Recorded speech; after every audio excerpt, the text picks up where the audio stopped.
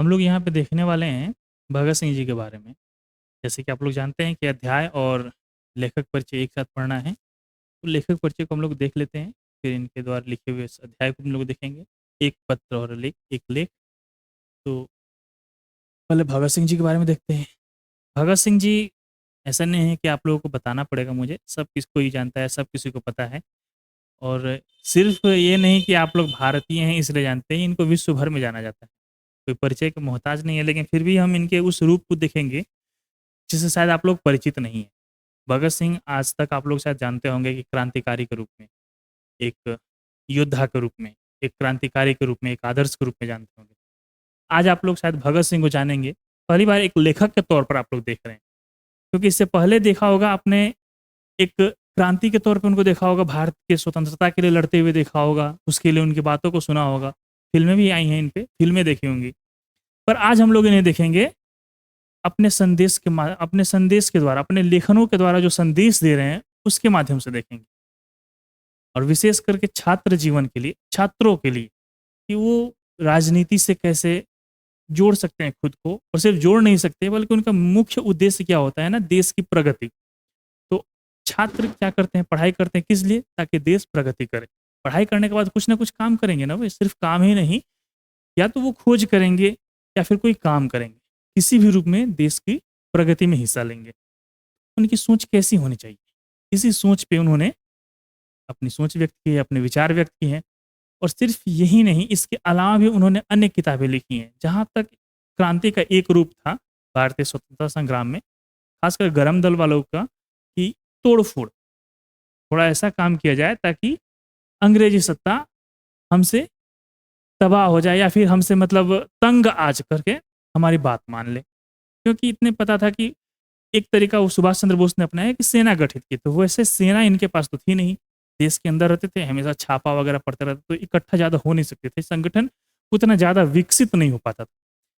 कांग्रेस चूँकि राजनीतिक संगठन था, इसमें सबसे बड़ी बात गांधी जी ने जोड़ दी थी कि अहिंसा, ये हिंसा नहीं करेंगे। और इनका जो मूल था, खास करके नरम दल वालों लोग का ही इसमें प्रभुत्व ज़्यादा रहता था। तो इसलिए इसका अस्तित्व था, लेकिन जो भी दल हैं, जो गरम दल की तरह रहे, मतलब हिंसा में विश्वास करने वाले, अंग्रेज़ों को फिज़िकली नुकसान, यानी कि चोट पहुँचाने वाले, सरकारी तंत्रों को नुकसान पहुँचाने वाले, तो उन पे मतलब सरकार की हमेशा कड़ाई रही, अंग्रेज़ सरकार की, वे हमेशा उसे रोक के रखे, आगे बढ़ने नहीं दिए। उन पे हमेशा छापा पड़ता था, उनकी संपत्ति जब्त कर ली जाती थी, ऐसा होते रहता था। उन लोगों का ज़्यादा ग्रोथ नहीं हो पाए, विकास नहीं हो पाया, उतना विकसित नहीं हो पाए। जो भी लोग इकट्ठे होते थे, कम मात्रा में ही सही, लेकिन उनकी सोच बहुत ही तीव्र थी। तीव्र कहने का मतलब कि अपने सोच के प्रति, जो कहा जाता है ना इंग्लिश में डिटर्मिनेशन, उस तरह से वो लोग डिटरमाइंड थे एकदम, जो सोच लिए उसके प्रति। और एक विचारधारा, जो फ़िलॉसफ़ी है, दर्शन, उनके पीछे काम करता था। इससे जुड़ा हुआ उन्होंने एक किताब लिखा था जिसे कहते हैं फ़िलॉसफ़ी ऑफ बॉम्ब, बम का दर्शन। तो ऐसे हैं भगत सिंह। तो हम लोग देखते हैं वहीं भगत सिंह जी के बारे में। तो आज उन किताबों से, उन क्रांति की कहानियों से, उन फ़िल्मों से थोड़ा-सा बाहर निकल कर के उनके जीवन के बारे में ऐसे जानते हैं लोग, इन किताबों के माध्यम से, हिंदी के माध्यम से। चलिए देखते हैं। इनका जन्म 28 सितंबर 1907 ईस्वी को हुआ था, और निधन इनका हुआ था, निधन नहीं कह सकते, वो देश के लिए था, वो शहीद हुए थे ना, शहादत कहा जाएगा वो। तो शहीद हुए थे, तो शहादत इनकी है 23 मार्च 1931 को। निधन और शहीद, वो शब्दों का अंतर है बस, वहीं जैसे कि हमने कहा था अभी कि जन्म मृत्यु होता है, पर हम किसी अच्छे आदमी के लिए, किसी महान आदमी के लिए कहते हैं तो मृत्यु उतना अच्छा नहीं लगता है। एक होता है ना एक शब्द की मर्यादा, तो निधन ज़्यादा अच्छा लगता है, वो कह देते हैं। जो चीज़ हम जैसा सोचते हैं, जो दिखाना चाहते हैं, उनके प्रति अगर सम्मान दिखाना चाहते हैं, तो सम्मानित शब्द हम इस्तेमाल क्यों ना करें? वैसे ही भगत सिंह जी हैं, तो इनको हम निधन तो नहीं कह सकते, इनको फांसी लगी थी, देश के लिए शहीद हुए थे, इन्होंने अपनी कुर्बानी दे दी थी। कोई जानबूझ के गिरफ्तार, उन्हें पता था कि क्या सज़ा होने वाली है, लेकिन फिर भी वो गए थे। तो ये शहीद हुए थे, देश के लिए शहीद हुए थे, तो वो शहादत नहीं कहा जाएगा। शब्दों पे थोड़ा ध्यान है, और ख़ासकर जब आप हिंदी की पढ़ाई कर रहे हैं, तो शब्दों पर थोड़ा-सा ध्यान देना होगा। शहादत इनका हुआ था 23 मार्च 1931 को। ये दोनों बहुत ही महत्वपूर्ण तिथि हैं।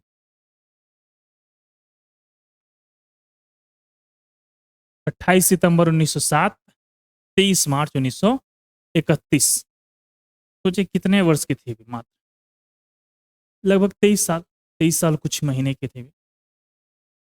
और उस समय उन्होंने वो काम किया था, वो सोच थी, वो विचारधारा थी, और देश के लिए ऐसे मतलब प्रतिमान जो कहा जाए उदाहरण उन्होंने गढ़ के रख दिया कि आज भी उनको नमन है। बहुत ही मतलब कम उम्र में, 23 साल हुआ ना, 23 वही 23 साल कुछ महीना हुआ था, लगभग 2-3 महीना होगा। तो ऐसे महान आदमी है। हम लोग आते हैं सीधे टॉपिक पे, ठीक है। जन्म इनका 28 सितंबर 1907 ईस्वी, शहादत 23 मार्च 1931 को। आपके किताब में दिया हुआ है एग्जैक्ट टाइम, ये लोग आप जरूर ध्यान में रखिएगा। 7:33 पर शाम में लाहौर षड्यंत्र केस में फांसी नहीं दी गई थी।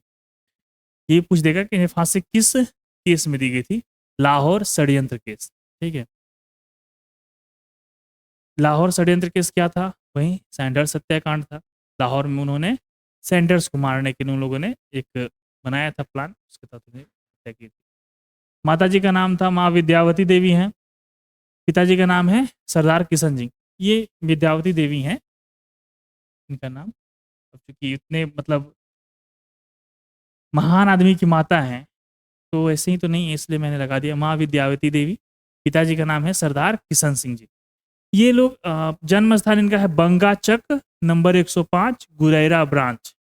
ये एग्जैक्ट पूरा इनका जो कहा जाता है ना पता दिया गया है। अभी ये पाकिस्तान में पड़ता है ये पता, और पाकिस्तान के लायलपुर जिले में पड़ता है, ठीक है। लायलपुर पंजाब, पंजाब वहाँ का एक प्रांत है, जिस तरह से हम लोग का बिहार है, उत्तर प्रदेश, वैसे ही पंजाब प्रांत है। पंजाब प्रांत में लायलपुर में पड़ता है भगत सिंह का जन्म स्थान।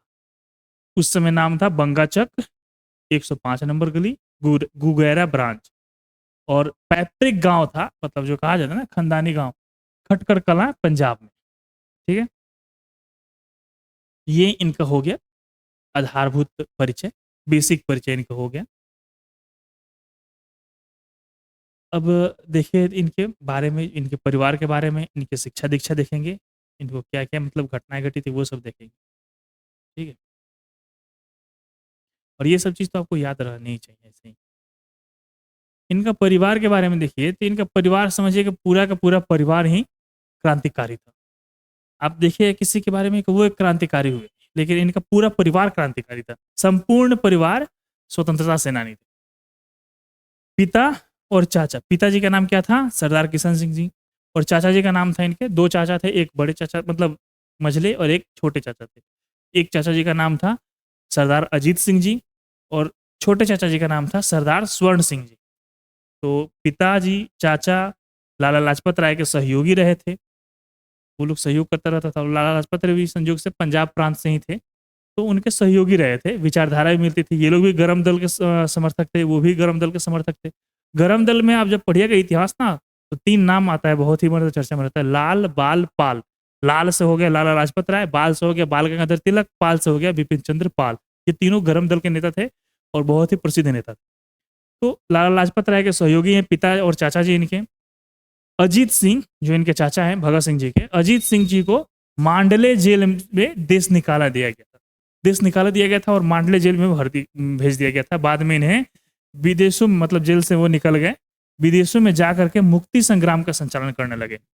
उन्हें पता था कि भारत में रहेंगे फिर पकड़े किसी केस पे डाल दिया जाएगा जेल में, या फिर मार दिया जाएगा, उन्हें फांसी चढ़ा दिया जाएगा, या फिर किसी एनकाउंटर में मार दिया जाएगा। तो वो भारत से निकल गए, विदेश चले गए, किसी भी विदेशी जगह में रहने लगे, अलग अलग जगहों पे घूमते थे विदेशों में, और वहां जाकर के मुक्ति संग्राम का संचालन करने लगे। वहां से मतलब वे तैयारी करने, लोगों को प्रेरित करने लगे, फंडिंग भी की व्यवस्था करते थे, लोगों की भी व्यवस्था करते थे, और वो मुक्ति संग्राम टाइप से शुरू करना चाहते थे कि लोग इसमें जुटाया जाए, उनको झुकाया जाए।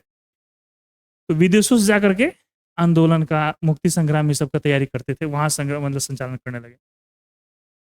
जब भी स्वतंत्रता संग्राम जब हुआ था, तो ऐसा नहीं था कि देश में विद्रोह हो रहा था, इसके लिए हर तरफ से जहां से जैसे भी हो मदद हो रही थी।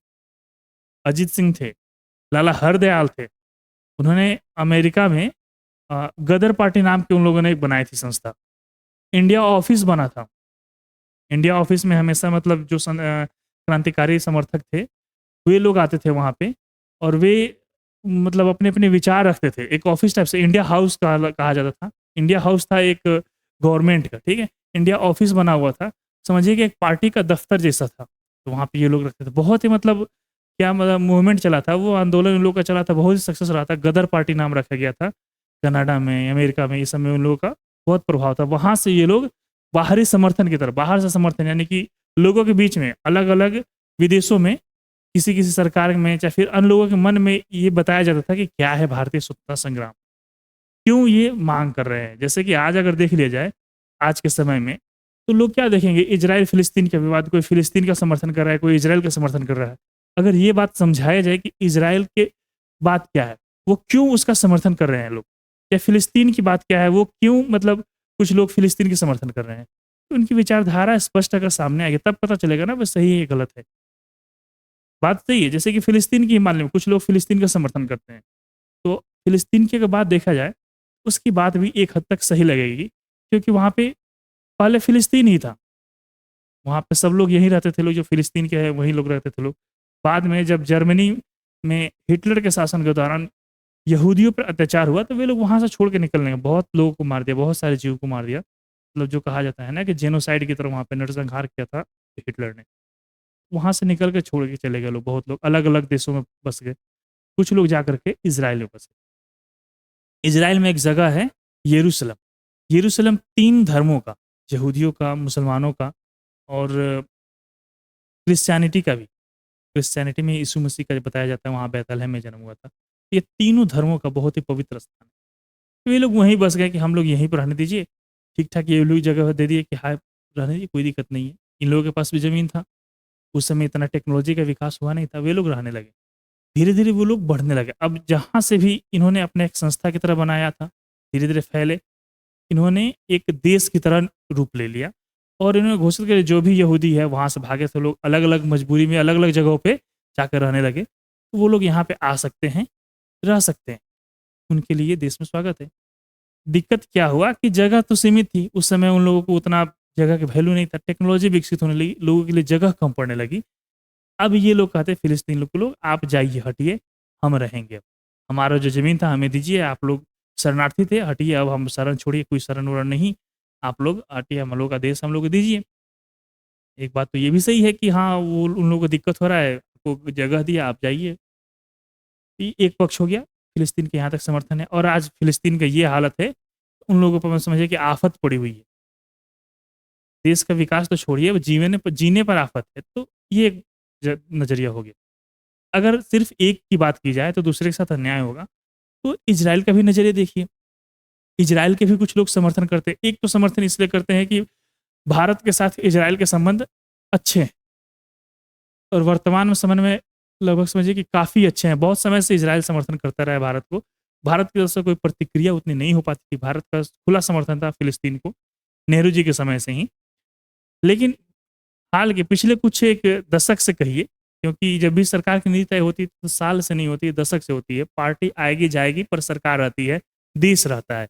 तो देश की विदेश नीति रहती है, वो अचानक से नहीं बदल जाती। कहीं कुछ एक जो कहा जाए 1-2 दशक से इज़राइल के प्रति भारत का नज़रिया जो है कि बहुत ही गर्मजोशी वाला रहा है, आगे बढ़ कर के स्वागत करने वाला रहा है। विदेश की इज़राइल की यात्रा भी की है नरेंद्र मोदी जी ने। तो इस तरह से उन्हें भी लगा है कि हाँ, एक तरफ से थोड़ी होता है, जब भी कहा जाता है ना कि रोटी दोनों हाथों से पकती है, दोनों हाथों से ताली बजती है। इज़राइल हाथ उठाया ताली बजाने के लिए, भारत कह रहा है हमको नहीं चाहिए, ताली थोड़ी बजेगी, वो तो पीछे खींच लेगा। तो दोनों तरफ से ताली बजाने के लिए दोनों तरफ से हाथ उठना ज़रूरी है, दोनों तरफ से मिलना ज़रूरी है। इनका झुकाव ये दिखा रहा है कि हाँ, भारत भी इच्छुक है इज़राइल से संबंध अच्छे बनाने के लिए।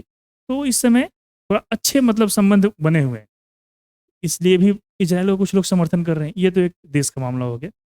और कुछ लोग जो है इज़राइल की विचारधारा के तहत जो समर्थन कर रहे हैं, ये भी सोचिए उनके अनुसार कि अगर यहूदी लोग इज़राइल में बस रहे हैं, इज़राइल एक जगह है जहाँ पे उन्हें शरण मिला, वहाँ पे बस रहे हैं, उन्होंने बुलाया कि जहाँ भी यहूदी है लोग यहाँ पे आ जाए लोग, क्योंकि जब निकले थे घर से साथ ही निकले थे, रास्ते में भटक गए। वो जिनको जहाँ जगह मिला वहाँ बस गए। अभी एक जगह हो गया क्योंकि उनके पास शरण नहीं था, अभी एक जगह हो गया तो बुला रहे हैं लोग। पर अगर वहाँ से उनको हटा दिया जाए, आपने एक जगह उन्हें बसने के लिए दिया और फिर कह रहे हैं कि अब नहीं हमको ज़रूरत है आप छोड़ दीजिए। ऐसा तो था नहीं ना, उन्हें आपने बसाया, अब कह रहे हैं कि अब हट जाओ। तो अपना बस्ती जो दशा इनकी है वही दशा तो इनकी है कि आप एक बार बसाइए और फिर हटाइए। आप तो अब जगह ही नहीं देते, और दे दी तो अब थोड़ा रहने दीजिए। तो इनकी ये है कि वो धीरे-धीरे जो 50% थोड़ा-सा जगह से आधे पे गए, आधे से लगभग पूरा हो गए, लगभग 90% इज़राइल का ही है। 10% मानिए गाज़ा पट्टी जो वेस्ट बैंक कहा जाता है, और एक पीएलओ फिलिस्तीन लिबरेशन आर्मी या फिर ऑपरेशन ऐसे करके कहे, तो मतलब फिलिस्तीन लिबरेशन ऑर्गेनाइजेशन है। तो ये दोनों मिलकर वेस्ट बैंक बहुत छोटे से चौड़ी बस छोटी-सी पट्टी है जो समुद्र से लगी हुई है, इधर से इज़राइल से लगी हुई है। 2 भागों में फिलिस्तीन बचा, बस 10% हिस्सा ही है। 10 से 15% हिस्सा होगा, बाकी पर इज़राइल का कब्ज़ा है। ये लोग बढ़ गए, ये भी कुछ कमी है। और इन लोगों के साथ कमी ये है कि ये कहाँ जाएँगे? वहीं पे रहेंगे ना, कहीं और जगह नहीं है। थोड़ी है कि यहूदियों के लिए जगह है। आज अगर कहा जाए कि अगर एक देश से मुस्लिम निकल जाते हैं, तो बहुत सारे देश हैं, ओपेक में बहुत सारे देश शामिल हुए हैं। ओईसी में, ओईसी या फिर ओसीएल कहा जाता है ना, इस्लामिक ऑर्गनाइज़ेशंस या फिर इस्लामिक कंट्रीज़ जो कहा जाता है, उसमें बहुत सारे देश हैं। वहाँ पे किसी में भी आप रह सकते हैं, अगर धर्म के नाम पर देखा जाए तो। अगर सिख को अगर निकलना पड़े, सिख धर्म के लोगों को, वो कहाँ जाएँगे? कोई सिख धर्म के नाम पर कोई बस बना तो ऐसा नहीं है ना कि वहाँ पे लोग आएँ। कोई अगर हिंदू धर्म के लोगों को निकाल दे, तो ये लोग कहाँ जाएँगे? कोई और देश तो ऐसा नहीं है जो मतलब इतने लोगों को शरण दे सके और ये बता सके कि हाँ, हिंदू हैं इसलिए आपको यहाँ पर रह सकते। बौद्ध धर्म में कुछ लोग हैं, लोग जैसे कि खासकर साउथ ईस्ट कंट्री है, वे लोग रहने दे सकते हैं, मतलब उस मान्यता के हैं लोग, वहाँ पे रह सकते हैं। लेकिन अन्य धर्म बहुत सारे धर्म हैं जहाँ की मान्यता वाले बहुत 1-2 जिससे ज़्यादा देश हैं, लेकिन अधिकतर धर्म जो हैं, बहुत ही सीमित संख्या में उन लोगों की देशों की संख्या है। तो अगर कहा जाए कि आप धर्म के आधार पर इस देश में आए हैं और धर्म के आधार पर ही इस देश से चले जाइए, तो धर्म के आधार पे फिर जाएँगे कहाँ वे? अगर एक आदमी है कि उससे ये परेशानी है तो उसको निकालिए तो समझ में आएगा। लेकिन इस धर्म के या फिर इस समुदाय से रहने वाले लोग यहाँ से चले जाएँ, वो कहीं और बसे, तो जहाँ बसेंगे वो कहाँ बसेंगे? उसकी भी तो व्यवस्था होनी चाहिए। और वे क्यों जाएँ वहाँ पे? यहाँ पे रह गए हैं तो यहीं पे रहने दीजिए। ये भी बात है ना कि वहाँ से जाएँगे तो कहाँ जाएँगे? जगह ही नहीं है कोई, ऑप्शन ही नहीं है। अगर कुछ ऑप्शन रहता कि अभी ए पर हैं, ऑप्शन बी को सिलेक्ट कीजिए, तो ऑप्शन बी पे चले जाते हैं। लेकिन अभी कोई ऑप्शन ही नहीं है, तो वो क्या करेंगे? पहले वाले ऑप्शन के लिए जहाँ पे हैं उसके लिए लड़ेंगे, और जब लड़ते हैं तो लड़ने में वो लोग आगे निकल गए, वो तकनीक में आगे निकल गए, फ़िलिस्तीन पीछे रह गया, इसलिए उनका पल्ला भारी हो गया। इनका ये नज़रिया है, फ़िलिस्तीन का ये नज़रिया है, तो आप जब भी देखिए तो किसी एक विचारधारा से प्रेरित होके देखिएगा, तो यही बात होगी। तो अपनी विचारधारा को आप बढ़ाइए, दोनों तरफ से देखिए, दोनों नज़रिए देखिएगा, और तब आप उसके बाद निष्पक्ष रूप से समझिएगा तो असली बात समझ में आएगी। तो वही है कि आप बस अपने विचार को एक नज़रिए से देख रहे हैं। सिर्फ़ अगर यहाँ से लड़ा जाता तो, अपने विचार को दोनों तरफ पहुँचाने के लिए, अगर जैसे कि ब्रिटेन के लोग देख रहे हैं कि अपने सरकार की बात देखते, भारत के लोगों की बात तो देखते नहीं। अमेरिका के लोग क्या करते, देखते कि भारत में कुछ चल रहा है, स्वतंत्रता आंदोलन कह रहे लोग के चल रहा है। पता नहीं क्यों अंग्रेज़ लोग यहाँ पे आए, अमेरिका में अधिकतर लोग अंग्रेज़ लोग ही बसे हुए हैं। अमेरिका के जो मूल निवासी थे, वो बहुत कम हो गए, वो समझिए कि दरकिनार हो गए। और जो ब्रिटेन से गए थे, ब्रिटेन से या फिर यूरोप के अन्य हिस्सों से गए थे वहाँ पे, जब अमेरिका महादेश की खोजी थी, तो वे लोग वहाँ पे बसने लगे धीरे-धीरे, और वहीं प्रमुख हो गए। ख़ास करके अमेरिका में, उत्तर अमेरिका में ख़ास करके इन लोगों की संख्या बहुमत में हो गई, बहुतायत में हो गई।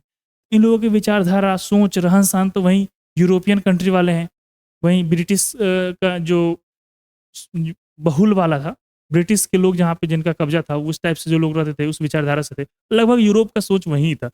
तो उस तरह से रहते थे, उन लोगों की विचारधारा वाले थे वे लोग। उन लोगों को यही लगता होगा ना कि भारत में हो क्या रहा है? कुछ तो कुछ लड़ रहा है, लोग आपस में विरोध चल रहा है, अंतर्विरोध चल रहा है, कुछ हो रहा होगा। लेकिन जब आप जानिएगा क्यों वहाँ के लोग बेचैन हैं, क्यों आज़ाद होना चाहते हैं, क्या दशा हो रही है? जैसे कि एक अमेरिकी पत्रकार थे, उन्होंने देखा यहाँ पे कि कैसे पिटाई हो रही थी। उन्होंने सामने से जब देखा, वर्णन किया था। गांधी जी ने एक चलाया था, चल रहा था द्वितीय विश्व युद्ध का दौर जब चल रहा था ना, तो उन्होंने अपने आंदोलन को पीछे ले लिया था और एक व्यक्तिगत सत्याग्रह चला दिया था कि ठीक है, हम सांकेतिक विद्रोह करेंगे।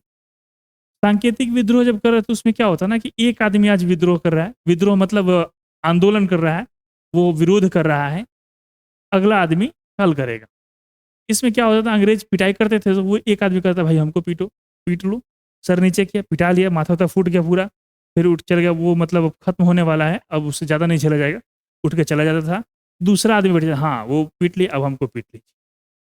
इस तरह से मतलब वो देखे मार्क वेबर या शायद नाम था, मार्क वेबर। वो जब देखा तो उन्होंने जो चर्चा की कि यहाँ के लोग में कभी गुलाम अब नहीं रह सकता, क्योंकि इनके मन में हो गया कि हमें रहना ही नहीं है गुलाम, मार लो हमें, उससे अच्छा। वो मार खा लेते हैं और फिर खुशी से आके अगर ठीक हो गए तो वापस आते हैं कि हाँ, बचा हुआ था, फिर से पीट लीजिए। तो उन्हें मंजूर है, मार खाएँगे कोई दिक्कत नहीं, पर गुलाम नहीं रहेंगे। ये एक विचारधारा है, ये लोगों को दिखना चाहिए। वो दिखा रहे थे, यही लोग, जो विदेश में रह करके भारत की सोच को बता रहे थे कि क्यों लोग आज़ादी चाहते हैं। जैसे कि सरदार अजीत सिंह जी हुए, लाला हरदयाल हुए, ये लोग विदेशी सहायता इस तरह से इकट्ठा कर रहे थे। तो बाहर से मुक्ति संग्राम का संचालन कर रहे थे। एक छोटा-सा चर्चा था, करते-करते इतना समय निकल गया। इसलिए मतलब सरदार भगत सिंह के बारे में कहिए या स्वतंत्रता संग्राम के बारे में कहिएगा, हर एक चीज़, हर एक क्षण एक कहानी है। तो अगर देखा जाए तो बहुत ज़्यादा ही लंबा क्लास हो जाएगा, उतना भी नहीं जाता है। फिर भी बीच-बीच में कहीं अगर कुछ आता है चर्चा तो हम लोग ज़रूर करेंगे, क्योंकि टॉपिक ही ऐसा है। तो चाचा जी, छोटे चाचा सरदार स्वर्ण सिंह जी भी जेल गए थे। यातनाओं के कारण 1910 में उनका निधन हो गया था। जेल में ही उनकी मृत्यु हुई थी। देखिए, पिताजी तो क्रांतिकारी थे, लाला लाजपत राय के सहयोगी थे, चाचा जी भी थे।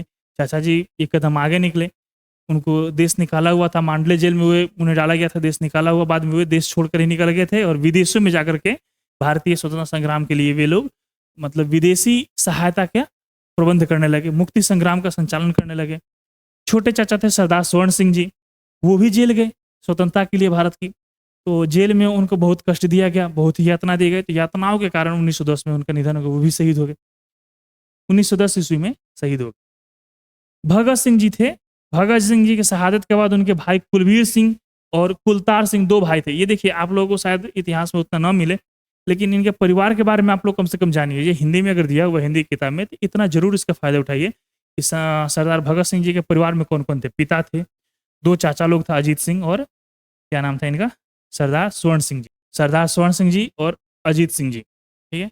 तो अजीत सिंह जी थे कहाँ थे? विदेशों से मुक्ति संग्राम का संचालन करते थे। इन्हें देश निकला हुआ था। मांडले जेल में ये भी भर्ती थे। भगत सिंह के शहादत के बाद उनके भाई थे कुलवीर सिंह और कुलतार सिंह। 2 भाई थे, 2 चाचा थे, पिताजी थे, यानी 3 भाई ये लोग पिताजी, ये 3 भाई भगत सिंह भी थे। ये दोनों भाई लोग भी जेल गए थे। ये कहाँ गए थे? देवली के जेल में इन्हें रखा गया था 1946 ईस्वी तक। सोचिए 1931 ईस्वी में भगत सिंह जी को फांसी देकर के इन्हें शहीद कर दिया गया। ये लोग 1946 ईस्वी तक उनकी उस शहादत को उस जो कहा जाता है ना, उस परचम को वहाँ तक लहराए रहे, 1946 ईस्वी तक। वो बाट जोहते रहे कि जिस उद्देश्य के लिए उन्होंने शहादत दी थी, वो पूरा कब तक होगा। 1946 ईस्वी तक, 47 में देश आज़ाद हो गया था। समझिए कि मतलब देश की आज़ादी का पूरा माहौल बन गया था, उस समय जाकर उन्हें आज़ाद किया गया। उस समय तक यहाँ भी अगर देखा जाए कि थोड़ा-सा भी राजनीतिक इच्छा शक्ति होती, तो कुछ ना कुछ कमी तो हुई है, भारतीय लोगों से भी हुई है, भारत के राजनेताओं से भी हुई है कि इच्छा शक्ति रही होती, तो भगत सिंह मतलब लोगों को उतने जनप्रिय नेता थे। उनकी विचारधारा समझिए कि फिलॉसफी ऑफ बॉम्ब जैसे विचारधारा उन्होंने लिख दिया, तो उन्होंने पुस्तक बना दी थी, लिख दी थी। माफ़ कीजिएगा, बना दिया मैंने बोल दिया। उन्होंने एक पुस्तक लिख दी थी फिलॉसफी ऑफ बॉम्ब। वैसे आदमी जो देश के लिए अपनी सर्वस्व त्याग दी, अपना सर्वस्व समर्पण कर दिया, परिवार छोड़ा, घर छोड़ा, यहाँ तक ले कि शादी-ब्याह भी नहीं की, उनकी विवाह की बात चल रही थी, वो भी नहीं किए। अलग मतलब संघर्षों में जीवन बिताया, आज भाग रहे हैं, कल कहीं मीटिंग कर रहे हैं, मालूम चला शाम में पुलिस का छापा पड़ने वाला है तो भागना पड़े। ऐसे-ऐसे रह करके वे जीवन जिए और बाद में वे फांसी पर चढ़ के अपने जीवन भी त्याग दिए, जीवन भी कुर्बान कर दिए। उनके भाई थे 1946 ईस्वी तक जेल में बंद रहे। ये बीच में छुड़ाया नहीं जा सकता था, बीच में अन्य नेता लोग भी कई बार जेल गए, बाहर आए, वे नहीं छूटे। देवली के जेल में वे रह गए 1946 ईस्वी तक। 46 के बाद 47 आया, 47 में देश आज़ाद हुआ। 46 में कैबिनेट मिशन आया था, उस समय तक वे लोग जेल में थे। बहुत ही ज़्यादा परिवर्तन हुआ। 45 में तो द्वितीय विश्व युद्ध के समय में सुभाष चंद्र बोस जी के साथ भी दुर्घटना हो गई थी। वो विवादित जो कहा जाए उनका निधन हो गया था, विमान दुर्घटना में। विवादित संदेहास्पद है कि उस समय हुआ कि बाद में हुआ पता नहीं चला, लेकिन मान लिया जाता है कि वहीं से वे गायब हो गए। तो उस समय तक तो वो भी घटना हो चुकी थी।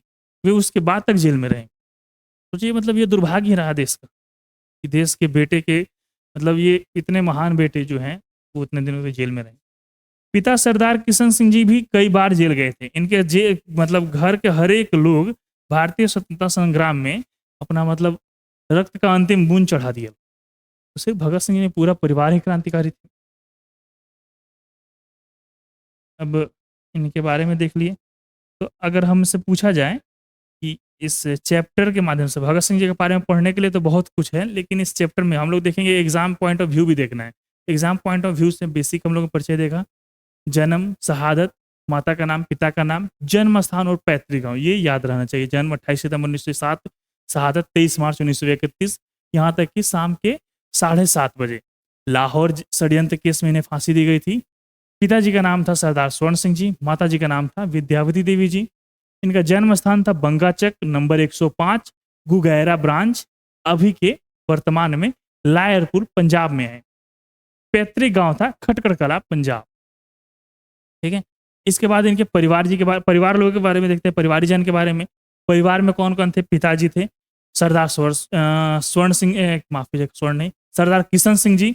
सरदार किशन सिंह जी खुद भी क्रांतिकारी विचारधारा से सहमत थे, वे लाला लाजपत राय के सहयोगी रहे हैं। उनके बाद थे चाचा जी, उनके थे भगत सिंह के चाचा जी थे अजीत सिंह जी, तो वे भी क्रांतिकारी ही थे, वे भी लाला लाजपत राय के सहयोगी रहे। उन्हें जेल हुआ था, देश निकाला हुआ, बाद में वे विदेशों में जाकर के मुक्ति संग्राम का संचालन करने लगे। पिताजी हो गए, चाचा जी हो गए, एक और छोटे चाचा जी थे, उनका नाम था सरदार स्वर्ण सिंह जी। तो सरदार स्वर्ण सिंह जी छोटे चाचा जी थे, वो जेल गए थे और जेल में उन्हें इतना कष्ट दिया गया, इतनी यातना दी गई, यातनाओं के कारण 1910 ईस्वी में उनका निधन हो गया। भगत सिंह जी के दो भाई थे, कुलबीर सिंह और कुलतार सिंह, ये दोनों भी 1946 ईस्वी तक जेल में रहे। तो मतलब लगभग 5 आदमी हुए। पांचों आदमी, 3 भाई पिताजी, 2 भाई ये और एक भगत सिंह जी, 6 आदमी हुए। 6 आदमी जेल में गए थे। ये नहीं कि चोरी उरी करके गए, आज थोड़ी ही कि आज जेल में गए तो बहुत ही मतलब बड़ी बात। उस समय जेल में जाना एक उपाधि की तरह होता था कि ये देश की स्वतंत्रता के लिए लड़ रहे हैं। आज जेल जाना ये दूसरी बात है, आज से तुलना ही नहीं कीजिए, आज का समय ही वो नहीं है। समझिए कि समय, वो युग बीत गया, वो बात बीत गई, तो अब वो युग नहीं है।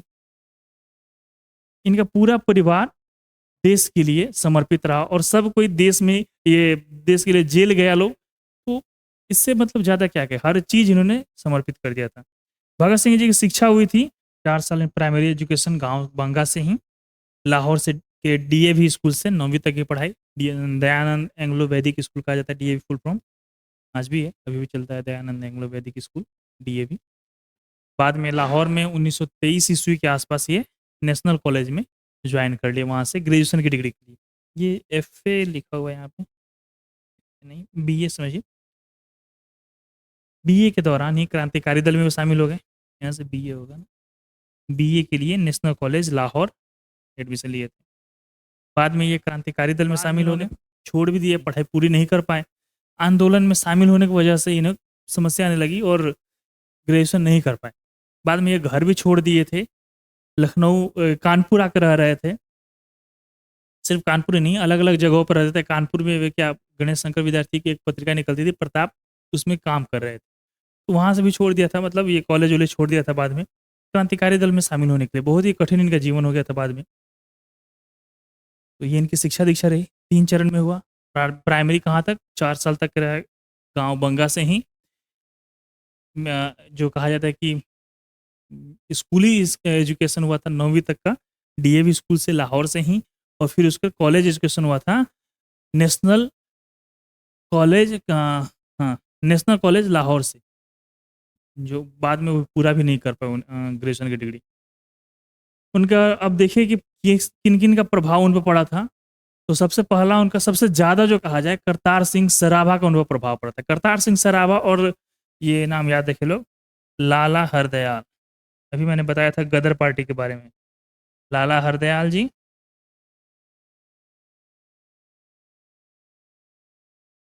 और करतार सिंह सराभा।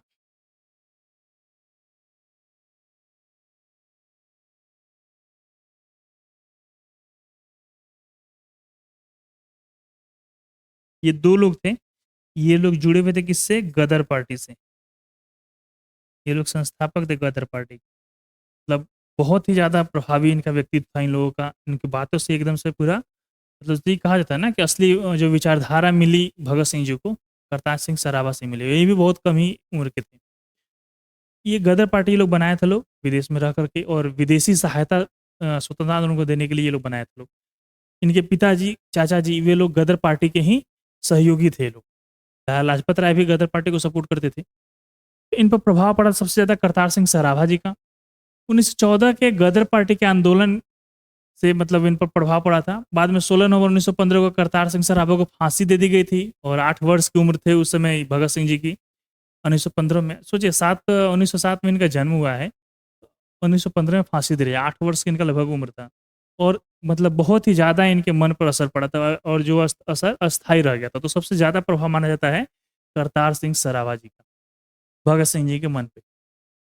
बाद में 12 वर्ष की उम्र में जलियांवाला बाग की मिट्टी लेकर के क्रांति की शुरुआत, मतलब क्रांतिकारी जो गतिविधियाँ थी उनकी, क्रांति की नहीं बल्कि क्रांतिकारी गतिविधियों की शुरुआत की उन्होंने। क्रांतिकारी गतिविधियाँ इसको कह दीजिए, क्योंकि मतलब इतने छोटे थे कि अभी क्रांति क्या करें? क्रांति मतलब वो विद्रोह या फिर ये सब क्या करेंगे? बहुत ही छोटे थे, 12 वर्ष मात्र उम्र था। हालाँकि ये भी कोई मतलब ज़्यादा ये नहीं कहा जाए कि इस समय नहीं कर सकते थे। ये बिहार के ही हुए हैं, खुदीराम बोस जी।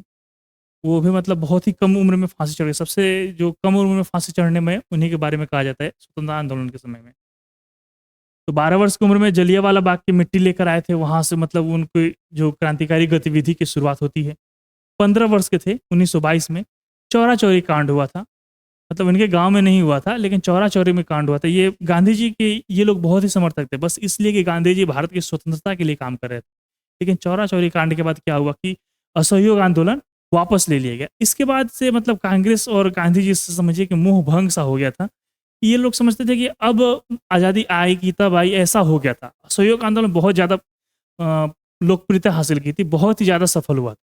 सफल हो जाता अगर वो आज़ादी मिल जाती उस समय। और लगभग ऐसा हो ही गया था, हर जगह से विद्रोह हो रहा था। मतलब अंग्रेज़ी सरकार को ये समझ नहीं आ रहा था कि इसको हैंडल कैसे करें। उनको कोई मौका नहीं मिल रहा था कि इसको कंट्रोल कैसे किया जाए। एक मौका मिला था चौरा-चौरी के बारे में। तो वो लोग सोचे कि इसी को लोग ज़्यादा फैलाते हैं, पर गांधी जी ने आंदोलन ही वापस ले लिया। अब आंदोलन वापस लिया, असहयोग बंद, हम सहयोग करना चालू कर दिए। उन लोगों को साँस में साँस मिली, और लोगों को भी, बहुत लोगों को ये लगा कि ये गलत कदम है। बहुत से इतिहासकार या फिर जो राजनीतिक विश्लेषक है आज भी कहते हैं कि वहाँ पे गांधी जी को पीछे नहीं हटना चाहिए था, चल दिए थे। हाँ, ये हो सकता है कि चौरा-चौरी कांड में जो लोग दोषी हैं, जिनकी वजह से हुआ, आप उन लोगों को छोड़ दें। उन लोगों को स्वतंत्रता संग्राम में किसी तरह से भाग लेने से आप मना कर दें कि आपके हमको सहयोग नहीं चाहिए। ये सब कर सकते थे, व्यक्तिगत रूप से कर सकते थे, लेकिन कुछ लोगों की इन हिंसा को, और हिंसा क्या उनकी जो भावनाएँ थी, उनको प्रति जो रोष था ब्रिटिश हुकूमत के प्रति, वो रोष उभर कर सामने आ गया था। तो ये भावना कंट्रोल नहीं कर पाए थे, नियंत्रित नहीं कर पाए थे अपनी भावुकता को। तो इसके लिए उनकी दोष को, पूरे आंदोलन को सज़ा दिए गए। ये तो सज़ा के बराबर होगी। ये कुछ लोगों को स्वीकार नहीं था। आज भी उसकी वे लोग निंदा करते, निंदा नहीं मतलब उसका समर्थन में नहीं है। निंदा तो नहीं किया जा सकता। तो उसके बाद ये भी क्या होगा, कांग्रेस इनका मोह भंग हो गया कि इसके माध्यम से तो हमें आज़ादी नहीं मिलेगी, कांग्रेस के माध्यम से। और गांधी जी से भी मोह भंग हो गया कि गांधी जी के सोच मतलब है कि थोड़ा-सा पीछे की तरफ जा रही है कि नहीं, हम अहिंसा पर इतना ज़्यादा जोर दे रहे हैं। ठीक है, अहिंसा सही है, लेकिन अहिंसा पर इतना ज़्यादा जोर दीजिए कि हल्की सी भी आपको मतलब हो गया, कुछ घटना हो गई, आप पूरा आंदोलन रद्द करिए। सोचिए, देश की स्वतंत्रता का सवाल है, और आप कहें कि हमें नहीं चाहिए क्योंकि हिंसा हो चुकी है। तो सिर्फ आपकी नहीं बल्कि यहाँ पे पूरे देश का सवाल है। ये सब कुछ बात थी, उनका मोह भंग होने लगा धीरे-धीरे। हो ही गया। बाद में 1923 में पढ़ाई और घर छोड़ दिए, जो बात हो रही थी। कानपुर में गए, कानपुर में गणेश शंकर विद्यार्थी के यहाँ पे एक पत्रिका रहती थी, निकलती थी प्रताप, वहाँ पे काम किए गणेश शंकर विद्यार्थी के यहाँ। आप लोग याद रखिएगा, किसके यहाँ गए थे, किसके यहाँ काम कर रहे थे भगत सिंह जी, तो गणेश शंकर विद्यार्थी के यहाँ पे। प्रताप पत्रिका कौन निकालता था, का संपादक कौन था, तो गणेश शंकर विद्यार्थी। ये घुमा के थोड़ा पूछ सकता है, लगेगा कि भगत सिंह वाले चैप्टर से है नहीं, तो है यहाँ पे। गणेश शंकर विद्यार्थी कौन सी पत्रिका निकालते थे, प्रताप, जिसमें भगत सिंह जी काम भी किए हैं। ये ईस्वी सन वाइज मैंने इसीलिए अलग से लिख दिया कि आपको याद करने में सुविधा होगी। 12 वर्ष की उम्र में जलियांवाला बाग वाली घटना हुई थी, यानी कि जलियांवाला बाग कब हुआ था, 13 अप्रैल 1919 में जलियांवाला बाग हत्याकांड हुआ था। फिर बताएंगे तो ये भी कहानी बन जाएगी, इसलिए थोड़ा शॉर्ट में करते हैं। ये घटना हुई थी जलियांवाला बाग, आप सबको पता होगा, ये मान के चलते हैं, क्योंकि अगर बताएंगे तो हर एक घटना एक कहानी है। असहयोग आंदोलन एक कहानी है, ये पंजाब नौजवान भारत सभा ये कहानी है। चंद्रशेखर आजाद जी अपने आप में सबसे समझिए ग्रंथ हैं। तो अगर सबको अलग अलग बताया जाएगा तो समझिएगा, हमको लगता है महीना निकल जाएगा, इनकी कहानियां खत्म नहीं होगी, क्योंकि मतलब ये लोग काम ही ऐसा कर रहे थे। तो हम लोग बहुत ही शॉर्ट में देख रहे हैं। जलियांवाला बाग हत्याकांड हुआ था जब भगत सिंह 12 वर्ष के थे। 15 वर्ष के जब थे तब चौरा चौरी कांड हुआ था 1922 ईस्वी में। 1923 ईस्वी में इन्होंने घर छोड़ दिया था, पढ़ाई छोड़ दी। पढ़ाई क्या कर रहे थे, कॉलेज में गए थे, हुए बीए कर रहे थे ना, तो बीए मतलब पढ़ाई पूरा नहीं कर पाए आंदोलन की वजह से, आंदोलन में भाग लेने की वजह से। तो बाद में ये कानपुर चले गए, घर भी छोड़ दिया था। घर पे भी परेशानी क्यों करना, घर के लोग बार दबाव पड़ रहा था तो घर छोड़ दिया। कानपुर चले गए, वहाँ पे पत्रिका में काम किया। प्रताप पत्रिका किसकी थी, गणेश संघ के विद्यार्थी की। 1926 में नौजवान भारत सभा की उन्होंने गठन किया, नौजवान भारत सभा पंजाब में। गठन कहाँ हुआ, पंजाब में। संगठन का नाम क्या था, नौजवान भारत सभा। कुछ पॉइंट्स से याद रखने होंगे, चाहे तो बार बार लिख लीजिए या बार बार रिपीट कीजिए। मैं अभी तक 2 से 3 बार रिपीट कर चुका हूँ, बस इसीलिए कि आप लोगों को दिमाग में अगर बार बार सुनाई दे आप लोगों को तो दिमाग में वो बना रहे। 1928 से 31 ईस्वी तक ये समय चंद्रशेखर आजाद जी के साथ वे रहे। और इसी समय पहले ये एक संगठन था, हिंदुस्तान प्रजातांत्रिक संघ, माफ कीजिएगा थोड़ा सा गलती, हिंदुस्तान प्रजातांत्रिक संघ लिख ही देते हैं, हिंदुस्तान प्रजातांत्रिक संघ।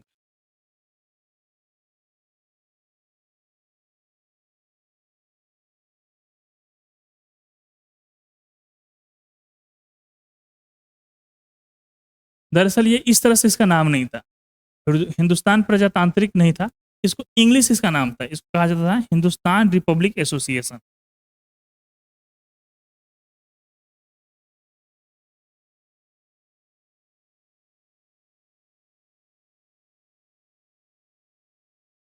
एसोसिएशन और शॉर्ट में से कहा जाता था HRA। ये पढ़ा नहीं जाएगा आपको, थोड़ा सा राइटिंग ऐसे पीछे भी लिखा हुआ है, बस इतना सुन लीजिए आप लोग कि हिंदुस्तान रिपब्लिक एसोसिएशन था, जिसका शॉर्ट फॉर्म में कहा जाता है लोग HRA। इसमें ये भगत सिंह जी ने ना अपनी तरफ से इन्होंने एक विचार ये जोड़ा, शब्द जोड़ दिया, इसका नाम कर दिया इन्होंने हिंदुस्तान सोशलिस्ट रिपब्लिक एसोसिएशन। यहाँ पे सोशलिस्ट शब्द जोड़ दिया, सोशलिस्ट यानी कि समाजवादी। इसका नाम हो गया Hindustan socialist Republic association, HSRA। HRA में इन्होंने एस जोड़ दिया, हो गया HSRA, ठीक है। और इस तरह से ये बना हिंदुस्तान प्रजातांत्रिक संघ की जगह पर हिंदुस्तान समाजवादी प्रजातांत्रिक संघ। सोशलिस्ट का हिंदी होता है समाजवादी, समाजवादी वर्ड भगत सिंह जी ने जोड़ा था। हिंदुस्तान समाजवादी प्रजातांत्रिक संघ का गठन हुआ 1928 से 31 के बीच में। इस बीच ये लोग ये चंद्रशेखर आजाद जी के साथ रहे थे। 8 अप्रैल 1929 में बटुकेश्वर दत्त के साथ असेंबली में बम फेंका और गिरफ्तारी दी। किताब में दिया हुआ है राजगुरु जी के बारे में भी, लेकिन राजगुरु उस समय नहीं थे, बटुकेश्वर दत्त और भगत सिंह जी गए थे। बाद में शिवराम राजगुरु गिरफ्तार हुए थे। तो 8 अप्रैल 1929 को उन्होंने असेंबली में बम फेंका था।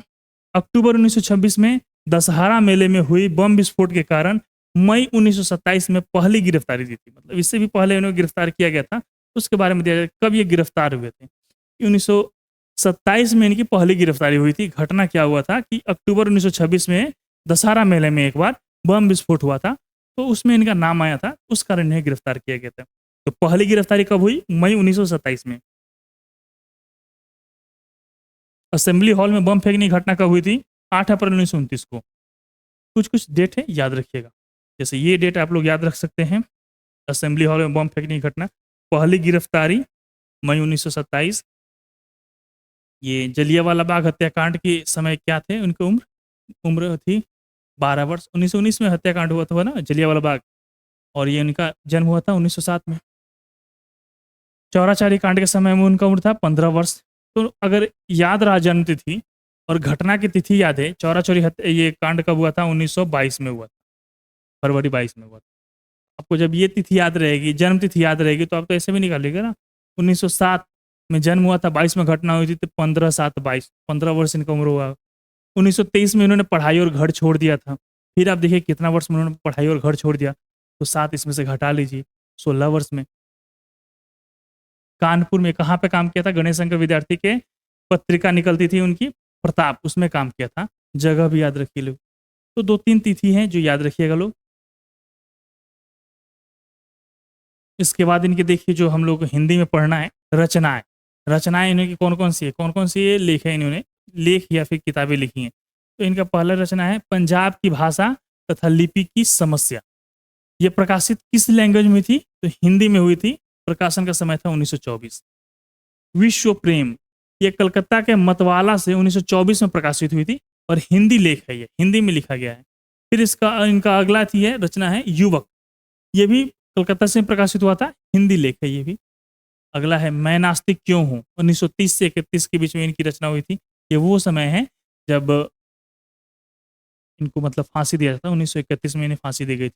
तो समझिए कि अंतिम साल इनका है इस धरती पर, वो समय है मैं नास्तिक क्यों हूँ।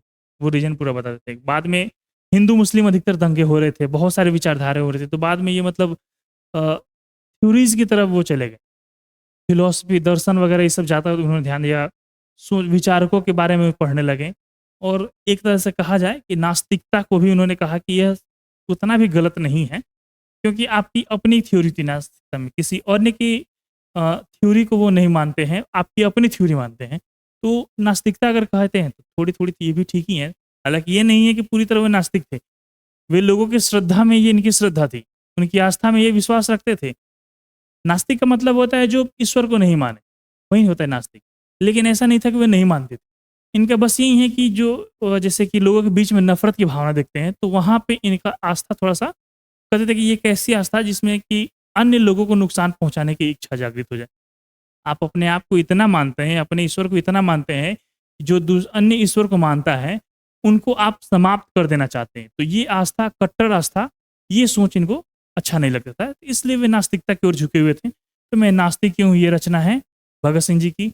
अछूत समस्या, देखिए समाज के इस मुद्दे पर वे बताते हैं कि अछूत समस्या, भारत में किस तरह से अछूत समस्या है, कितना मतलब कहा जाए कि भयंकर रूप से यहाँ पे है कि छूने से भेदभाव, कि छू दिया किसी को तो आप अशुद्ध हो गए। तो ये वाला भी समस्या है, इस पर भी उन्होंने विचार रखे थे। विद्यार्थी और राजनीति, विद्यार्थी और राजनीति उनका मतलब बहुत ही पसंदीदा टॉपिक है यहाँ पे, इसलिए क्योंकि वे खुद विद्यार्थी रहे और विद्यार्थी समय में ही उन्होंने आंदोलनकारी गतिविधियों में शामिल हुए।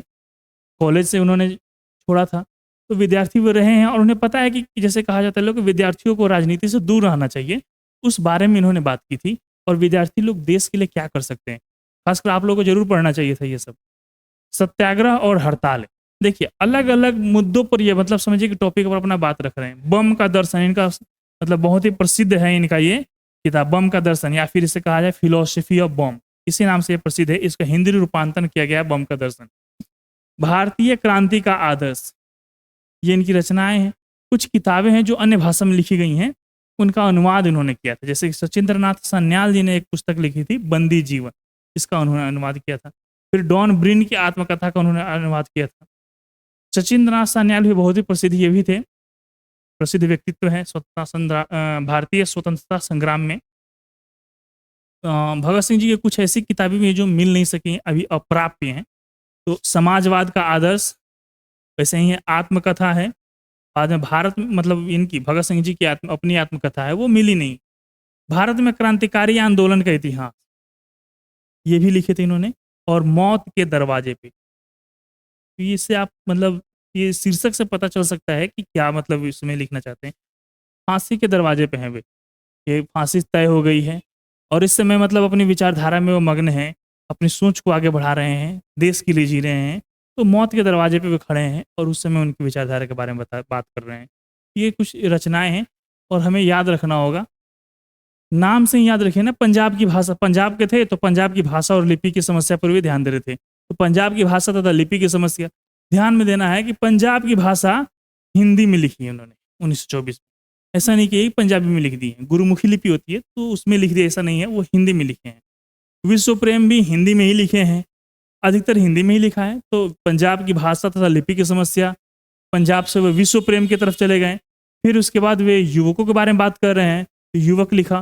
फिर वो थोड़े नास्तिक होते हैं ना युवक लोग, अधिकतर कहीं मतलब जो विचारधारा उन्हें अच्छी लगी तो उसके बारे में वो सोच लेते हैं, तो वो नास्तिक होते हैं, लेकिन वे नास्तिक नहीं है। वे मैं नास्तिक क्यों हूँ वो बता रहे हैं। अछूत समस्या, नास्तिक हुए तो उन्हें सबसे पहले लगा कि लोग अछूत क्यों हैं। मैं बस एक कहानी जैसा बता रहा हूँ ताकि याद करने में सहायता हो, आप किसी और ढंग से भी याद कर सकते हैं। तो मैं अछूत मतलब कोई अछूत क्यों होता है, नास्तिक हुए तो उन्हें ये समझ में आया, तो अछूत समस्या के बारे में लिखें। फिर विद्यार्थी, चूंकि युवक हैं तो विद्यार्थी और राजनीति के बारे में लिखेंगे। विद्यार्थी और राजनीति की है तो राजनीति में उन्हें सत्याग्रह और हड़ताल मिला, तो सत्याग्रह और हड़ताल के बारे में लिखें। अब चूंकि हड़ताल हो रहा है, सत्याग्रह से बात बन नहीं रही है, तो अब बात बनेगी बम से, तो बम का दर्शन उन्होंने लिखा, फिलोसफी ऑफ बम। उसके बाद लिखा कि बम जब हो गया, बम भड़का उड़का दिया, तब उन्हें पता चला कि भारतीय क्रांति का आदर्श क्या है। तो वैसे आप लोग भी जोड़ सकते हैं, बस कैसे भी याद हो जाए। ये कोई मैं कहानी नहीं बता रहा था, बस ये मैं जोड़ रहा था कि कैसे याद किया जाए, एक दूसरे शब्दों से जोड़ करके आपके दिमाग में बस वो बातें रहें। पंजाब की भाषा तथा लिपि की समस्या, हिंदी में विश्व प्रेम, ये सभी हिंदी में कहना जरूरी नहीं है। पंजाब की भाषा तथा लिपि की समस्या, लेकिन पंजाब का है, पंजाब से बाद ये विश्व में जाएंगे, विश्व प्रेम करेंगे, ठीक है, सभी पूरे विश्व से इनका प्रेम है, तो विश्व प्रेम। उसके बाद युवकों की बात करेंगे, नौजवानों की बात, नौजवान भारत सभा इन्होंने गठन भी किया था संगठन, तो ये युवकों की बात करते हैं। तो पंजाब की भाषा तथा लिपि की समस्या, और यह पंजाब से निकले तो विश्व प्रेम में गए, विश्व प्रेम के बाद इन्होंने युवक लिखा। अब जबकि युवक लिख दिए तो युवक के बाद ये लिखते हैं मैं नास्तिक क्यों हूं। युवक थोड़ा सा नास्तिक टाइप के हो जाते हैं, नए नए विचारधारा आ रहे हैं तो नास्तिकता इनमें बढ़ रही है, तो ये लिखते हैं कि मैं नास्तिक क्यों हूँ। नास्तिक क्यों हूँ ये पता चला तब इन्हें देखते हैं कि समाज में अछूत भेदभाव की समस्या फैली हुई है, तो अछूत समस्या इन्होंने लिखा, ठीक है। जब अछूत समस्या लिख दिया तब इन्हें याद आया कि मैं था क्या, युवक था। युवक क्या था, छात्र था। तो ये विद्यार्थी और राजनीति नाम की पुस्तक लिखते हैं, राजनीति और विद्यार्थी ये सब लेख है ना। तो राजनीति और ये विद्यार्थी और राजनीति इन्होंने लिखा। अब विद्यार्थी के बाद ये क्या देखते हैं, राजनीति में आ ही गए हैं, विद्यार्थी थे राजनीति में आ गए हैं, अब होगा सत्याग्रह। अब सिर्फ बात करने से बात बनेगी नहीं, अब विरोध होगा, सत्याग्रह होगा, सत्याग्रह के साथ में हड़ताल किया जाएगा। हड़ताल के बाद ये क्या होगा, लोग मान नहीं रहा है लोग, तो अब चलेगा बम। अब फेंकाएगा असेंबली में बम, ऐसे ही फेंके थे, प्रसिद्ध ही असेंबली में बम कांड के लिए, तो असेंबली में फेंकेंगे बम। फिर बम फेंकने के बाद ये भारतीय क्रांति के आदर्श के बारे में जानेंगे। तो ये कुछ होगी रचनाएं। उसके बाद अनुवाद किया था बंदी जीवन का, जिसके लेखक है सचिंद्र नाथ सन्याल जी, और फिर डॉन ब्रीन की आत्मकथा का भी उन्होंने अनुवाद किया था। कुछ पुस्तकें जो मिली नहीं थी, समाजवाद का आदर्श, आत्मकथा था इनका अपना, फिर भारत में क्रांतिकारी आंदोलन का इतिहास और मौत के दरवाजे पे, ये इनकी रचनाएं हैं। इतना हम लोग देख लिए। अब हम देखेंगे इनके बारे में कि इनके जीवन के बारे में थोड़ा सा देखते हैं। अमर शहीद भगत सिंह आधुनिक भारतीय इतिहास की एक पवित्र स्मृति है। भारत राष्ट्र के लोकमानस में उनकी युवा छवि अमिट होकर बस गई है। देश की स्वतंत्रता के लिए अपने प्राणों का बलिदान कर देने वाले हजारों लोगों तथा लाखों स्वाधीनता सेनानियों की प्रेरणा और उत्सर्ग पूर्ण कार्यों के वे अस्थायी प्रतीक हैं और प्रतिनिधि हैं। इनके कार्यों और उनके बलिदान ने जनता के हृदय में सदा सुलगती रहने वाली राष्ट्रीयता के ज्योतिर्मय चेतना का निर्माण किया, और राष्ट्रीयता, देशभक्ति, क्रांति और युवा शक्ति के वे प्रेरणा पुंज प्रतीक हैं। यह अमर पद उन्होंने लगभग 23 वर्षों में ही हासिल कर लिया था। कितना वर्ष उनके जीवन रहा था, 23 वर्ष।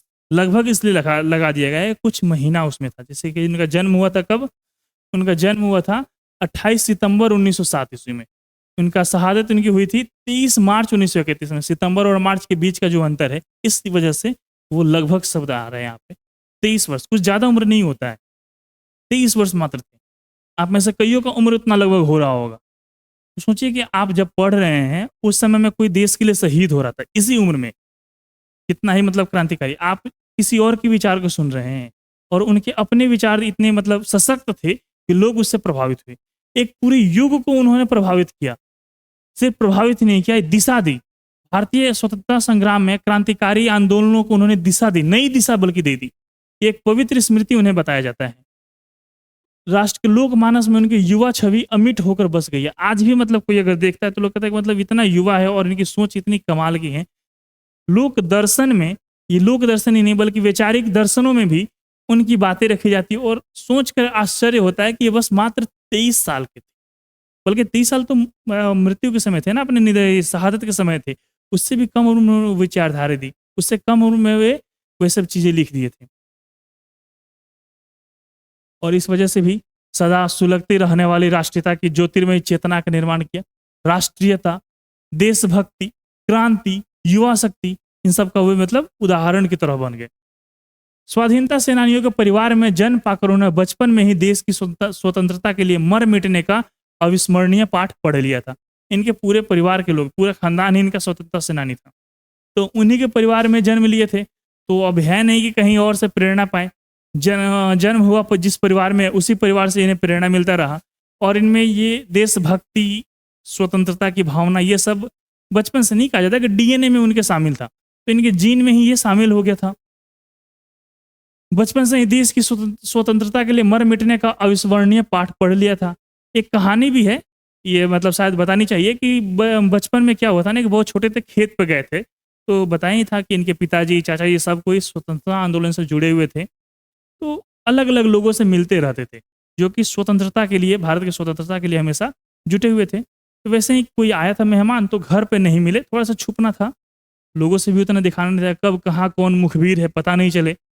अंग्रेज को पता चल जाएगा, किसी अंग्रेज सैनिक को मालूम चल जाएगा, तो वो लोग पकड़ लेंगे, इनको भी कष्ट होगा ही होगा, इनके आंदोलन को बहुत ज़्यादा धक्का मिलेगा, और जो आए थे उनको तो दिक्कत होगा ही।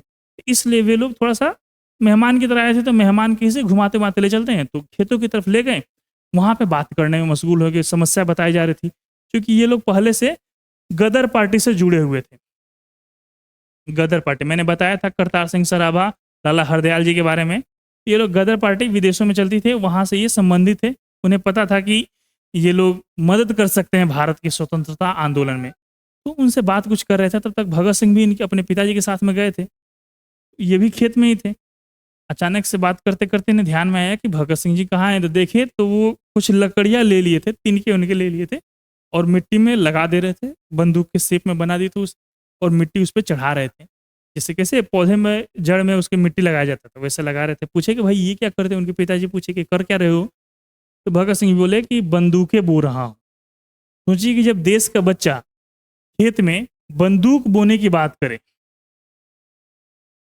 बंदूक बोना मतलब क्या, बंदूक का पेड़ लगाना, क्योंकि उसे बंदूक चाहिए। हम फसल क्यों लगाते हैं, क्योंकि फसल में से फल निकलेगा, वो फल हमें चाहिए, हमें अपना पेट भरने के लिए, भोजन करने के लिए हमें वो चीज़ चाहिए, इसलिए हम उसका फसल लगाते हैं।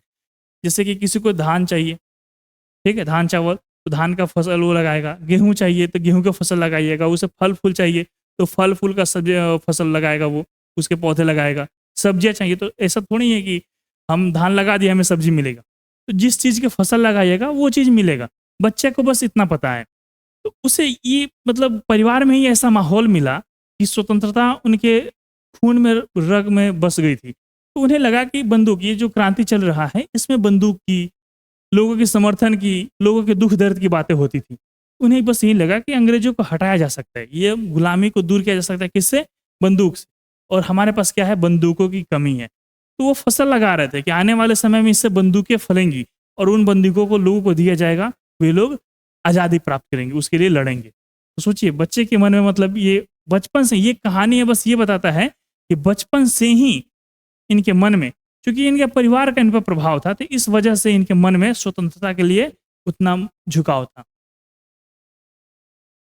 उनके भीतर इच्छा, संकल्प, विचार और कर्म की सुदृढ़, अजय और अमोघ शक्ति थी। बचपन से लेकर उठान की युवावस्था की शहादत तक का उनका इतिहास यही साबित करता है। देश और जनता की स्वतंत्रता के लिए अपराजेय संघर्ष तथा सामाजिक समानता, न्याय और सबकी खुशहाली पर टिकी समाज व्यवस्था के लिए क्रांति के स्वप्न के रूप में उन्होंने ऐसा कुछ प्राप्त हो गया था जिसके आगे मृत्यु बहुत छोटी और तुच्छ पड़ गई। नश्वर जीवन के इस महिमामय मूल्य बोध के चलते ही उन्होंने हंसते हंसते फांसी का फंदा अपने गले लगा लिया और झूल गए। सचमुच वे उस पथ पर बढ़े जिसके आगे राह नहीं थी। तो सोचिए, किसी के जीवन का सबसे बड़ा डर क्या हो सकता है? आमतौर पर लोगों के जीवन का सबसे बड़ा डर होता है कि वे मृत्यु हो जाएगी उसकी, वो मर जाएंगे, कष्ट होगा। किसी को कह जाए कि उसे फांसी है, तो खाना वो नहीं खा पाएंगे। रात में कहा जाए क्या कि पसंदीदा आपको खाना मिलेगा, जो चीज़ चाहिए वो आपको दिया जाएगा। सुबह आपकी फांसी है, तो वे मतलब सबसे मनप्रिय जो चीज़ रहेगा वो चीज़ सामने रहेगा, पर वो खाना खा नहीं पाएंगे चिंता में, डर से। सबसे ज़्यादा डर लगता है। और कोई एक विचार, एक सोच मन पे इतना हावी हो कि उसके आगे उन्हें मृत्यु बहुत छोटी लगे। लगे कि कहा जाए कि आप एक हाथ से अपना जीवन दीजिए, दूसरे हाथ में हम आपको आज़ादी सौंप देते हैं। तो वो कहेंगे बस जीवन, अरे कुछ भी माँग लेते हैं भाई, आज़ादी इतनी प्रिय है कि आप कुछ भी माँग लेते। आप माँग रहे हैं क्या? जीवन, लो दिया। इस तरह से मतलब उनके लिए वो कुछ नहीं था आज़ादी के सामने, स्वतंत्रता के सामने, और लोगों के कहा जाए ना कि उनके अधिकारों के लिए या फिर उनके लिए, लोगों के हित के लिए उन्हें अपना जीवन मूल्यहीन था। वो कभी भी दे सकते हैं। ऐसा लग रहा था कि जैसे कि ये तो पड़ा ही है, अपने पास ही है, जब माँगिए तब दे दूँगा। और यही तो था कि मरने से पहले कुछ कर लें, दे देंगे तो कुछ कर नहीं पाएँगे। ऐसा नहीं कि आप बोल दिए कि हम आपको आज़ादी देंगे, अपना जीवन दे दीजिए। हम जीवन दे दिए, आपने आज़ादी भी नहीं दी। तो व्यवस्था कर दें ताकि अपनी बात को ये करेंगे। इस तरह से उन्होंने अपने क्रांति को आगे बढ़ाया।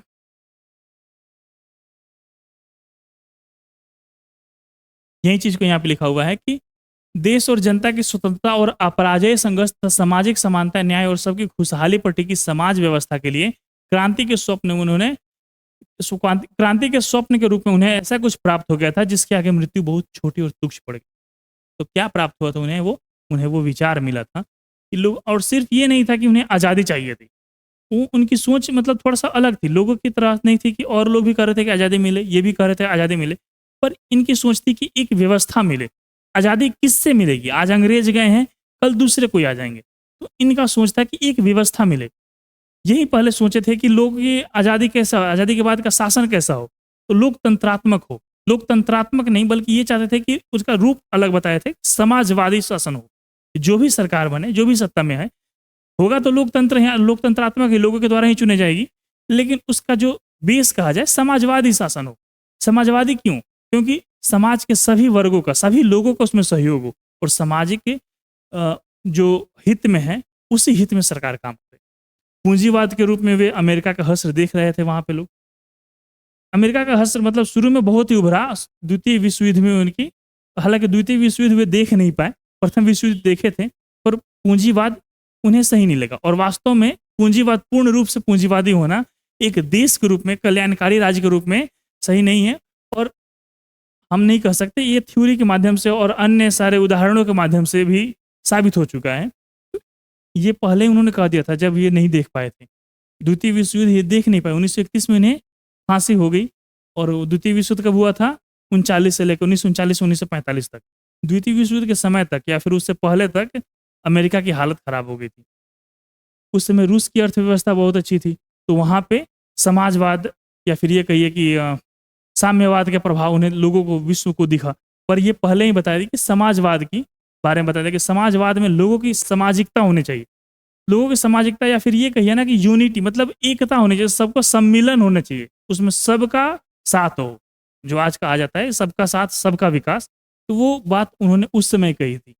और यही उनके क्रांति का मतलब एक अलग नज़रिया था। सब कोई चाहता था कि बस किसी तरह से अंग्रेज़ों को हटाया जाए, और उनका सोच था कि अंग्रेज़ जाएँगे तो कोई दूसरा आएगा, इसलिए एक व्यवस्था का निर्माण किया जाए। और यही व्यवस्था का निर्माण का उदाहरण है कि HRA एक संस्था थी, हिंदुस्तान रिपब्लिक एसोसिएशन। उन्होंने उसमें सोशलिस्ट नाम जोड़ा, सोशलिस्ट शब्द जोड़ा, और क्रांतिकारियों के बीच में समाजवाद की धारा का, समाजवाद की विचारधारा का उन्होंने मतलब उसके बारे में बताया, उसको समझाया। भगत सिंह के विकास आरंभ से ही उद्देश्य के प्रति समर्पित एक प्रबुद्ध नौजवान के रूप में हुआ, पूरा एकदम डेडिकेटेड थे अपने जो भी लक्ष्य है उसके लिए। लाहौर में छात्र जीवन में ही उनका संग साथ अपने जैसे लक्ष्यनिष्ठ जागरूक युवकों से हो गया था। जैसे आप रहिएगा, अपने जैसे दोस्त ढूंढ ही लेते हैं, आपको जिस चीज़ में रुचि है वैसे वैसे दोस्त मिल ही जाते हैं। तो वो भी अपने जैसे ही लक्ष्यनिष्ठ, मतलब जो इनका उद्देश्य है उसी उद्देश्य के प्रति एकदम पूरा श्रद्धा से वे मतलब जो समर्पित है, वैसे जागरूक युवकों से उनका संगत हो गया था। इनमें अनेक आगे चलकर उनके साथी क्रांतिकारी भी बने। एक जागरूक छात्र के रूप में उनकी दृष्टि देश दुनिया की हलचलों और गतिविधियों पर हमेशा बनी रही। इसी चीज़ को कहते हैं ना, एक मतलब उत्तम प्रकृति का जो छात्र होता है वो हमेशा करेंट अफेयर्स के प्रति जागरूक रहता है। ठीक है, आप भी तैयारी कर रहे हैं, हम आपसे भी कहते हैं कि आप लोग भी तैयारी कर रहे हैं, पर एक नज़र ज़रूर रखिएगा जो दुनिया में क्या हो रहा है, देश में क्या हो रहा है, इन हलचलों पर, या कहिए कि सरसरी नज़र ज़रूर रखिएगा, ताकि ये आप लोग मतलब जुड़े रहें। एक होता है कि जब आदमी छात्र जीवन में रहता है, और छात्र जीवन के बाद भी हो सकता है कि कुछ समय के बाद आप लोग छात्र जीवन से निकल जाएँ, 2-4 साल में तो निकल ही जाएँगे लोग। तो उस समय क्या होगा कि कुछ ज़िम्मेदारियाँ आप पे पड़ेंगी, तो आपको समय नहीं मिलेगा। लेकिन पढ़ाई से बहुत लोग जुड़ा रहता है, तो पढ़ाई से तो जुड़े रहें, आप ये ना देखिए कि बाकी की दुनिया से कट जाएँ। तो भले ही ज़िम्मेदारियाँ हों, या अभी छात्र जीवन में हो, पढ़ाई से जुड़े हुए हों, आप अपने ज़िम्मेदारियों को निभाते हुए, पढ़ाई को करते हुए भी बाकी दुनिया से ज़रूर जुड़ी रहिए। और जुड़ने का यही एकमात्र साधन है करंट अफेयर। ये आपको भी फ़ायदा करेगा, आप लोग भी कोई अगर परीक्षाएँ देते हैं, या फिर आपके सामान्य ज्ञान के लिए भी सही रहेगा। और इससे अपने मतलब आप अपने विषय से जोड़ सकते हैं। जैसे कि मान लीजिए कोई अगर समाजशास्त्र पढ़ता है, या फिर कोई भूगोल ही पढ़ता है, तो अभी करंट में क्या चल रहा है? रूस यूक्रेन युद्ध की चर्चा है, इज़राइल फिलिस्तीन के युद्ध की चर्चा है। इसको आप जोड़ सकते हैं। भूगोल के विद्यार्थी जोड़ेंगे, कहाँ पे रूस है, कहाँ पे यूक्रेन है, रूस का निर्माण कब हुआ था, कैसे हुआ था, किन परिस्थितियों में हुआ था। वहीं समाजशास्त्र के विद्यार्थी पढ़ेंगे, क्यों इनकी विचारधारा में क्या अंतर है, इनका पक्ष क्या है, उनका पक्ष क्या है, वहाँ का समाज कैसा है जो एक दूसरे का विरोध कर रहा है, सामाजिक तौर पे विरोध हो रहा है। ये एक देश की मतलब किसी अन्य ज़मीन को हड़पने के कब्जाने की बात नहीं है, दोनों में ही, रूस यूक्रेन में, वहाँ पे भी एक स्लाव जनजाति की बात चल रही है, यहाँ पे भी यहूदी और मुस्लिम बात चल रही है, इज़राइल फिलिस्तीन में भी। तो एक समाज का दूसरे समाज के प्रति विरोधात्मक नज़रिया हो गया है। तो ये देख सकते हैं। तो ये इस तरह से आप अपने करंट अफेयर्स की तैयारी के साथ-साथ अपने विषय की तैयारी भी साथ में ही जारी रख सकते हैं।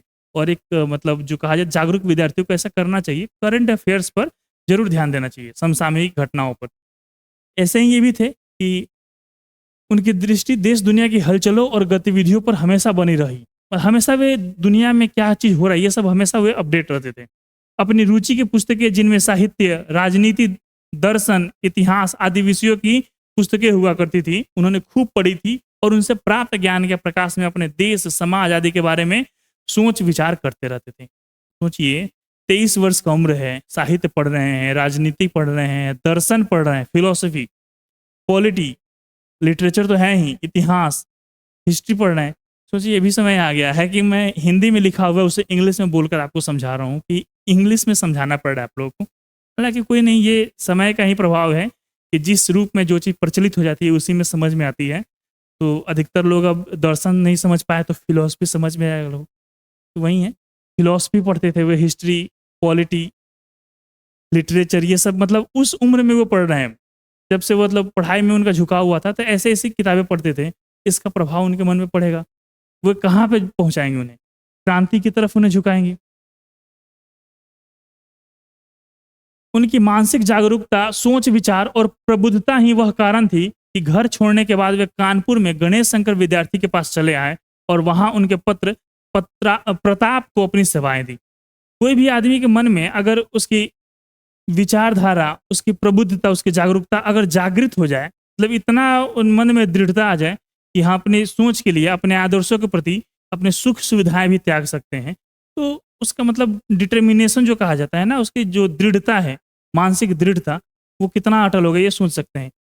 वो जो पढ़े थे, जितना भी मतलब उनकी विचारधाराओं से प्रभावित हुए थे, उन्हें जो नैतिक रूप से लगा था और जो सही लगा था, उसके लिए उन्होंने, और आंदोलन में उन्हें थोड़ा-सा परेशानी हो रही थी, घर वालों को भी उनकी वजह से परेशानी हो रही थी, इसलिए उन्होंने घर छोड़ दिया।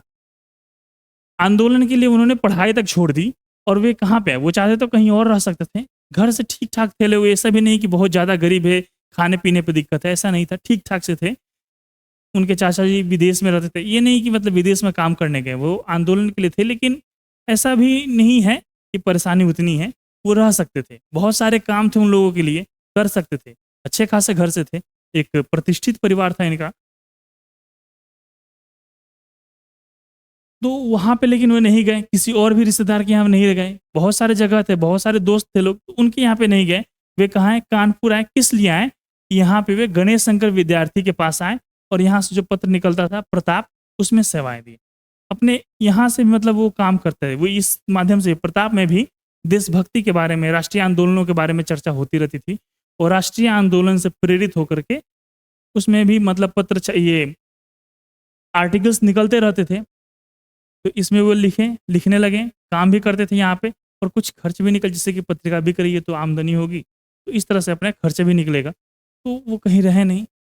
जो कहा जाता है ना कि अपने आप पर, अपने कदमों पर खड़ा होना, तो वो अपने पैरों पे खड़े होने के लिए यहाँ तक आए और वो काम भी वैसा किए जिससे देश हित ही हो।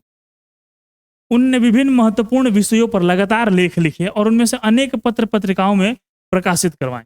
कई बार तो ऐसा हुआ कि वो मतलब नाम बदल कर लिखते थे, जैसे कि विद्रोही बन करके नाम लिखेंगे विद्रोही, या फिर लिख देंगे बलवंत, और लेख लिख दिए, इसलिए ताकि पता ना चले लोगों को कि भगत सिंह नाम से कोई आदमी है जो लेख लिखा है। उनका मतलब है कि लोगों तक बस ये बात पहुंचे।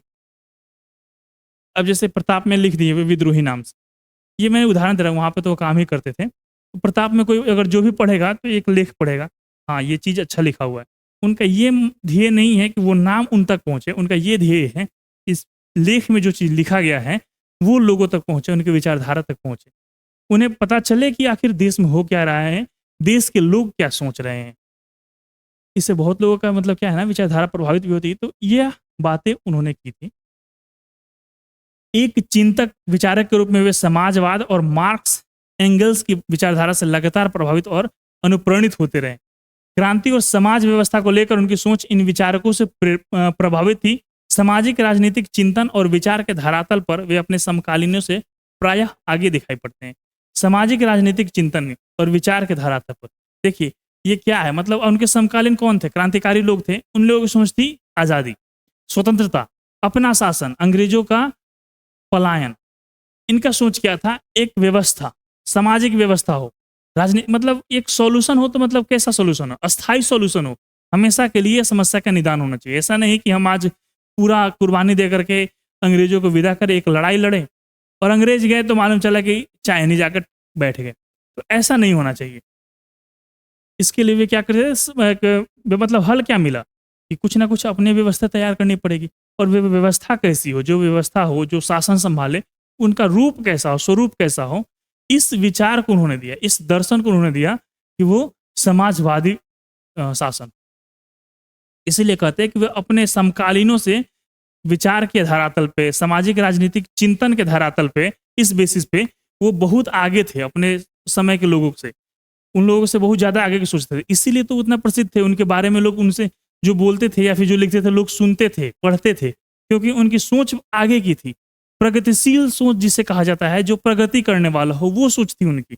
अन्य लोगों की तरह भी नहीं थी। बहुत सारे लोग हैं कि आज के सोचते हैं, वे आगे की सोच रहे थे। अगर भविष्य के नहीं सोचते तो उनके पास बहुत लंबा चौड़ा जीवन था, 23 वर्ष में क्यों फांसी चढ़ जाते। इसलिए उनकी और अपनी सोच पर इतना मतलब दृढ़ थे कि उन्होंने अपने जीवन का मूल्य को नहीं समझा कि अगर जीवन चला ही गया, उनके पास ऑप्शन था। जब कहा जाता है कि जब बम फेंकने की बात आई कि असेंबली में बम फेंक करके लोगों तक अपनी बातें पहुंचानी है, तो इनका प्रभाव लोगों के बीच में ऐसा हो गया था कि चंद्रशेखर आजाद जी नहीं चाहते थे कि ये जाए। जब चुनाव हो रहा था ना बम फेंकने के लिए, तो बटुकेश्वर दत्त जी आए और किसी अन्य का नाम आ रहा था कि कोई अरे और आदमी जाएगा, बहुत सारे देशभक्त लोग हैं, बहुत सारे क्रांतिकारी है, कोई अन्य जाएगा, ये काम करेगा। भगत सिंह ने कहा कि मैं क्यों नहीं, और क्यों, हम जाएंगे, हम मेरा विचार है। इन्होंने विचार दिया था कि बम फेंक करके लोगों को सुनाया जाए, ताकि तभी तो लोग मतलब सुनेगा भाई हुआ क्या, बम फेंक दिया, भागा नहीं। तो ये चीज़ इनका विचार था। वो ही बोले कि विचार मेरा है तो काम भी मेरा होना चाहिए। चंद्रशेखर आजाद जी बोले कि आप महत्वपूर्ण हो, आप इससे भी बड़े बड़े काम कर सकते हो। वो बोले कि देखिए ऐसा नहीं है कि सिर्फ यहाँ पे बलिदान देना है, पकड़े जाना है, फांसी हो जाएगी। यहाँ पे बात यह है कि आप जो सोचते हैं अपनी विचारधारा से लोगों तक को मतलब परिचित कराना है, उससे परिचय कराना है। क्यों क्रांतिकारी इतने मतलब बड़े ये स्तर पर तैयारी कर रहे हैं, क्यों क्रांतिकारी इतने बड़े स्तर पर इनका विरोध कर रहे हैं, अंग्रेजों का विरोध क्यों हो रहा है, क्यों नहीं वो भी कांग्रेस में शामिल हो जा रहे, क्यों उनसे अलग है, जबकि दोनों का ध्येय है देश को स्वतंत्र कराना।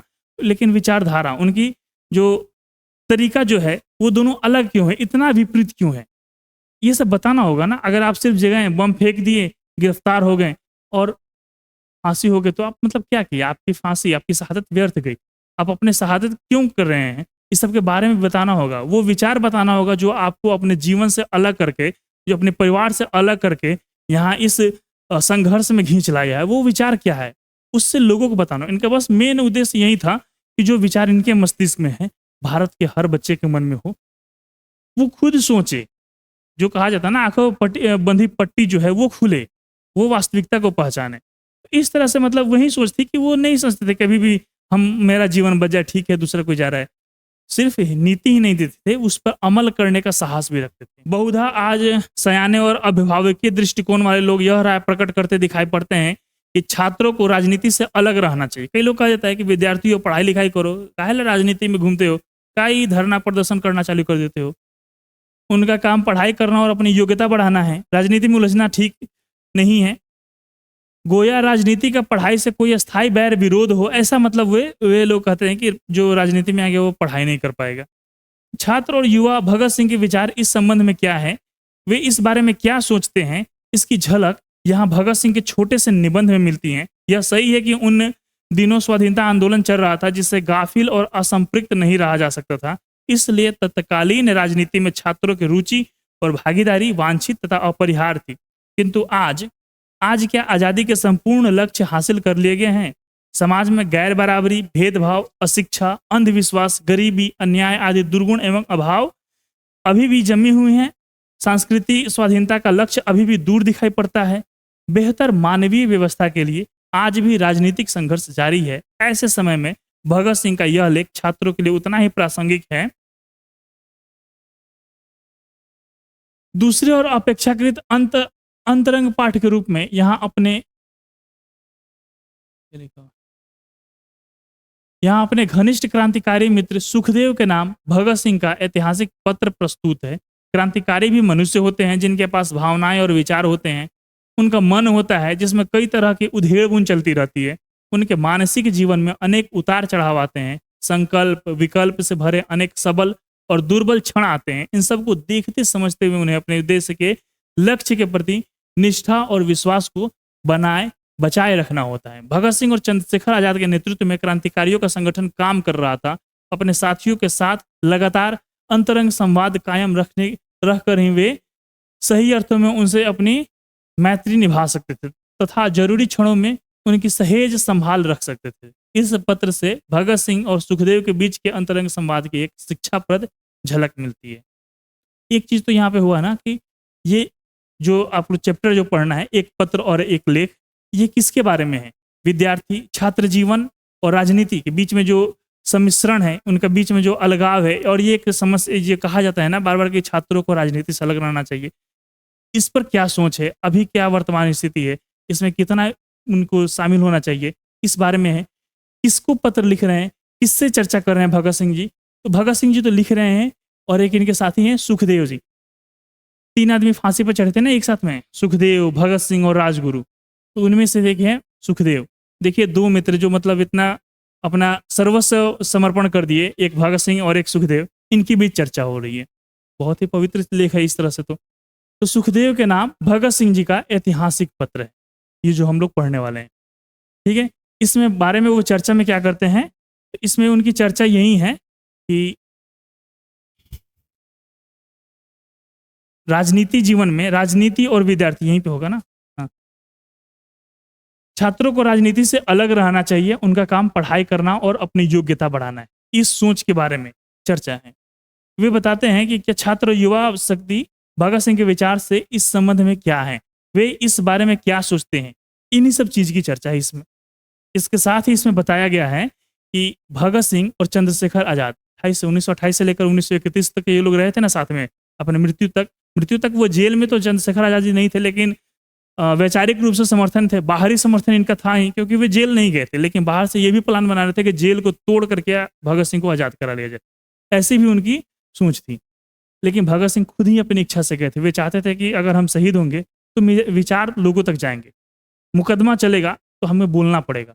इस तरह से मतलब अपने कुर्बानी देने, मतलब नहीं कहा जाता कि खुद की इच्छा से अपना समर्पण कर देना, उस तरह से वे लोग उन्होंने किया था, वो कुर्बानी दी थी। तो भगत सिंह और चंद्रशेखर आजाद के नेतृत्व में क्रांतिकारियों का संगठन जो काम कर रहा था, अपने साथियों के साथ लगातार अंतरंग संवाद कायम रखकर वे सही अर्थों में अपनी मैत्री निभा सकते थे। वो मतलब ऐसे संवाद कर रहे थे ताकि लोगों की उनकी मानसिकता क्या है ये तो सामने आए ही, अपनी योजना उनके मन में बैठाए। तो यही चीज, और एक चीज तो है कि हमेशा अंग्रेजी जो मुखबिर है आसपास लगा हुआ है विदेशी शासन का, तो इससे भी बचना है, अपनी बातें भी रखनी है, और एक जो मित्रता का जो रिलेशन है वो भी संभाले रखना है, क्योंकि एकता ही, उनकी एकजुटता ही इस आंदोलन को भी, इस संगठन को भी संभाल सकती थी। यही चीज है, और इसी चीज को एक अन्य लहजे में सुखदेव जी के साथ में जो संवाद हुआ है उसके माध्यम से आगे चैप्टर में रखा गया है। अगर ये कहा जाए कि भगत सिंह की जीवनी हमने पढ़ ली तो संभव नहीं है बताना, क्योंकि बहुत ही कम ही मतलब शब्दों में बस ये बताया गया कि आपको पढ़ना क्या है, उससे संबंधित है। इनका जीवनी बहुत कम उम्र रहा, 23 वर्ष की उम्र रही, लेकिन अगर जीवन देखा जाए महत्व के हिसाब से तो बहुत विशाल रहा। सागर भी छोटा पड़ जाए, अगर सागर को पूरा स्याही बना दिया जाए और इनके जीवन लिखा जाए, जीवन दर्शन हर एक घटना का जिक्र किया जाए, उसके बारे में विस्तार से चर्चा की जाए तो बहुत ही छोटा पड़ जाएगा। वो शायद सागर खत्म हो जाएगा लेकिन इनकी जीवनी खत्म नहीं होगी। उम्र के हिसाब से देखिए बहुत कम है, अनुभव के हिसाब से, महत्व के हिसाब से और इनकी सोच के हिसाब से देखिए तो बहुत ही बड़ी है। तो देखते हैं हम लोग इनका चैप्टर देखेंगे लोग जो इन्होंने लिखा है, एक पत्र और एक लेख। इनके बारे में भगत सिंह जी जब जेल में थे तो डायरी उरी लिखते रहते थे, हमेशा कुछ ना कुछ लिखते थे। ये जितना भी मैंने बताया है, पंजाब की भाषा लिपि की समस्या, ये विद्यार्थी और राजनीति, इसी चैप्टर से शायद ये लिया गया है। सुखदेव जी को उन्होंने पत्र लिखा था, इसमें इसका भी जिक्र है, विद्यार्थी और राजनीति, यही टॉपिक है ना, विद्यार्थियों को राजनीति में आना चाहिए या दूर आना चाहिए।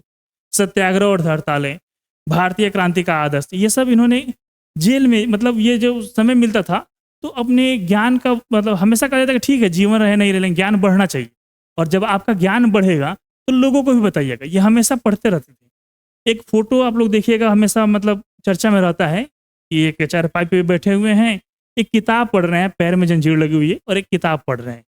तो जब ये चल रहे थे, मतलब फांसी देने से पहले भी ये पढ़ाई में ही लगे हुए थे। तो सोचिए क्या मतलब सोचती है। आज आप लोग से कहा जाता है कि एक किताब पढ़िए तो लगता है कि क्या ही मतलब बोझिल काम दे दिया गया, ऐसा लग रहा है सबसे बड़ा दुनिया की जिम्मेदारी वाला काम आपको दे दिया गया है। और आपको अगर पता है कि सामने जीवन ही खत्म होना है, पढ़ने लिखने से क्या फ़ायदा, उस समय भी आपको लगे कि नहीं थोड़ा सा पढ़ना है। ये सोचिए ना, पढ़ने की आपका मतलब किस लिए, आपको बस एग्ज़ाम पढ़ने निकालने के लिए पढ़ना है तो आपको पढ़ने में परेशानी है, समस्या है। और जिसके सामने उसका जीवन ही खत्म होने वाला है, वो आदमी कह रहा है कि थोड़ा सा पढ़ लेते हैं तो चलते हैं, मरना तो है ही है, कौन सा रोज़-रोज़ आदमी मरता है, मरेगा आदमी, लेकिन थोड़ा सा पढ़ ले, मरने के बाद थोड़े पढ़ पाएँगे। एक चैप्टर है, 2 आदमी बचा हुआ है, इसको भी निपटा लेते हैं, 2 पेज है, खत्म करते हैं, 2 पेज में 2 आदमी की कहानी खत्म। पढ़ लेंगे, जाते-जाते सुकून तो रहेगा भाई, किताब पढ़ ली है, उसके बारे में जान लिए, उत्सुकता खत्म हो जाएगी। निश्चिंतता से आदमी मरेगा, बहुत ही शांति से आदमी मरेगा। तो इस तरह से उनकी सोच थी और आप लोगों को भी रखना चाहिए। ठीक है, भगत सिंह नहीं है, कोई फांसी पर नहीं झूलना है और अभी अंग्रेजी व्यवस्था नहीं है, मत झूलिएगा लोग, लेकिन पढ़ाई कम से कम कर लीजिएगा लोग। ना कुछ हो तो अपने सिलेबस के लिए ज़रूर पढ़िएगा लोग। अगले वीडियो में देखते हैं हम लोग, ठीक है?